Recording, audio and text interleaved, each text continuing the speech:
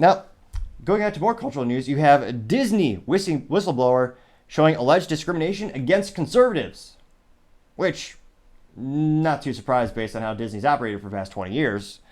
Now, it looks like Disney prosecuted conservatives while compensating employees based on how quote-unquote woke virtue signal they were. Now, if they could prove this in court, this sounds like it'd be a huge lawsuit since, again, you're not supposed to be able to discriminate against employees. And this actually comes thanks to a comic or a website by the name of Bound Into Comics, which I do warn you, if you look at the URL, it's quite horrifying. It's a picture of the She-Hulk in that type of pose in a t-shirt. Horrifying things. Maybe the show is supposed to be horror. Maybe it's just put in the wrong category on the Netflix. That's why I didn't do so good. Now, it looks like this whistleblower claims that the company required employees to keep diversity, equity, and inclusion virtue diaries that determined whether the employees would receive promotion, raises, or even keep their job. And the whistleblower also claimed that the company systematically persecuted conservative employees. Now, again, I do not recommend, from a health perspective, to make this a drinking game when I say 1984 you drink, because unfortunately, modern society is representing that book more and more, or in many cases actually looking worse than that book. But again, there are many accurate parallels, so I do reference it. Imagine keeping a diary where your employer knows what you're doing outside of work and inside of work about your beliefs and your volunteering work, where you're donating your money.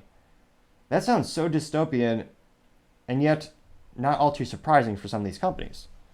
Now, the whistleblower supplied a series of documents to YouTube and scooper WDW Pro, who said, quote, "It is our understanding that Disney, since the summer of 2020, many employees of the company have been required to maintain their various virtuous actions within the diversity, equity, and inclusion, and that the diary of their, quote, good deeds, unquote, was part of their maintaining of their job security. But not only that, but in fact, they also tied to their job compensation, if you can believe it."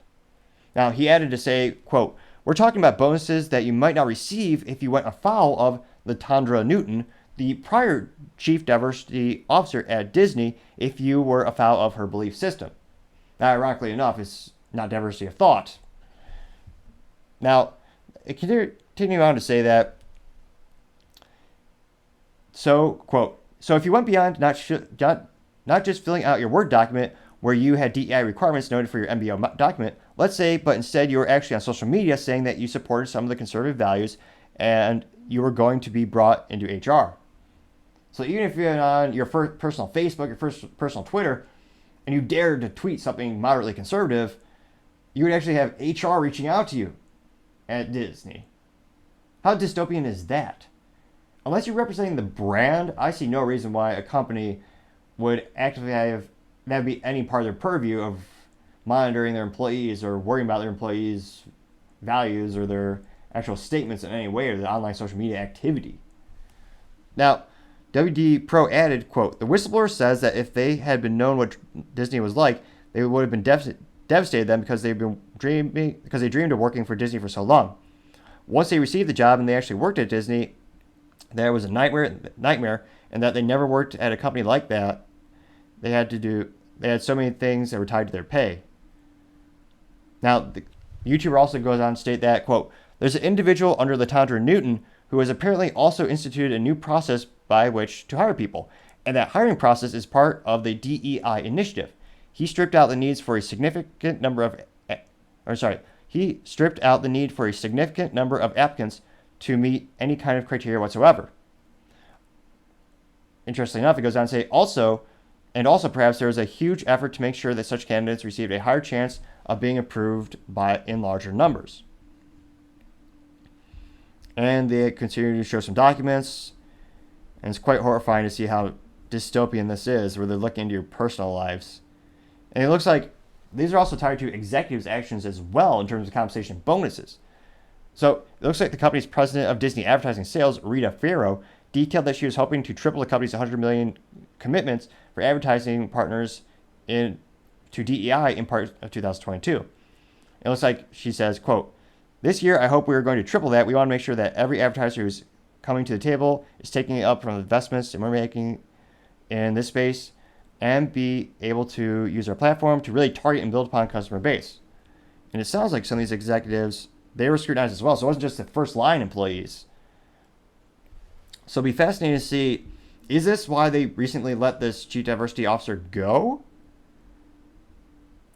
And do you think they're actually going to change some of these policies? Or do you think it's just going to be more of the same? Because you've seen a couple of companies go through these regurgitate. They're actually getting rid of their chief diversity officers in many cases.